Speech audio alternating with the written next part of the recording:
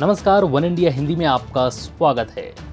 LAC पर 4 दिन के भीतर चीन ने 3 बार घुसपैठ की कोशिश की, लेकिन भारत के तेवर देख चीनी सैनिक को दबे पांव लौटना पड़ा।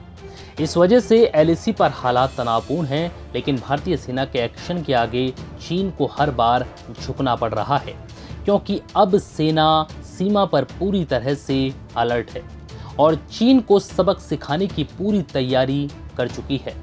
इतना ही नहीं, चीन की इस चालबाजी पर अमेरिका भी नजर बनाए हुए है। चीन की हरकतों पर अमेरिका ने सख्त रुख अपनाया है। अमेरिका ने चीन को चेतावनी भी दी है।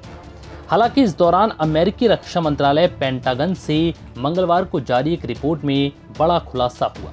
रिपोर्ट के मुताबिक चीन अपने परमाणु हथियारों के जखीरे को दोगुना करने की योजना बना रहा है। इस दशक के अंत तक चीन अपनी परमाणु हथियारों के भंडार को दोगुना कर सकता है। चीन इस दौरान परमाणु वॉरहेड ले जाने में सक्षम बैलिस्टिक मिसाइलों को भी शामिल करेगा। ये मिसाइलें अमेरिका तक मार करने में सक्षम होंगी। चाइना मिलिट्री पावर नाम की इस रिपोर्ट में पेंटागन ने कहा है कि चीन के परमाणु बलों का आधुनिकीकरण और विस्तार पेइचिंग के विश्व स्तर पर अधिक मुखर स्थिति विकसित करने का साधन है। वो एशिया प्रांत क्षेत्र में एक प्रमुख शक्ति बनने के साथ ही 2049 तक अमेरिका के बराबर या अधिक परमाणु शक्ति को बढ़ाने के अपने लक्ष्य के तहत काम कर रहा है। रिपोर्ट में कहा गया है कि चीन की न्यूक्लियर फोर्स अगले दशक में महत्वपूर्ण रूप से विकसित हो जाएगी। इस दौरान चीन जमीन, हवा और पानी से परमाणु हमला करने के अपने साधनों की संख्या को भी बढ़ा लेगा। अगले दशक में चीन के परमाणु युद्धक भंडार कम से कम दोगुने हो जाएंगे, क्योंकि चीन अपनी न्यूक्लियर फोर्स का लगातार आधुनिकीकरण और विस्तार कर रहा है। चीन के परमाणु हथियार दोगुने होने के बाद भी अमेरिका की तुलना में हालांकि बहुत छोटे होंगे।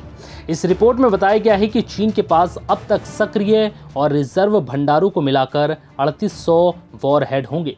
अमेरिका की तरह चीन के पास कोई न्यूक्लियर एयरफोर्स नहीं होगी, लेकिन वो हवा से लॉन्च होने वाले न्यूक्लियर बैलिस्टिक मिसाइलों को विकसित कर इस गैप को भरने का प्रयास करेगा। ट्रंप प्रशासन चीन के स्ट्रेटेजिक परमाणु हथियारों को सीमित करने के लिए रूस को भी आमंत्रित कर रहा है, लेकिन इस बीच चीन ने इस बातचीत में शामिल होने से इनकार कर दिया है।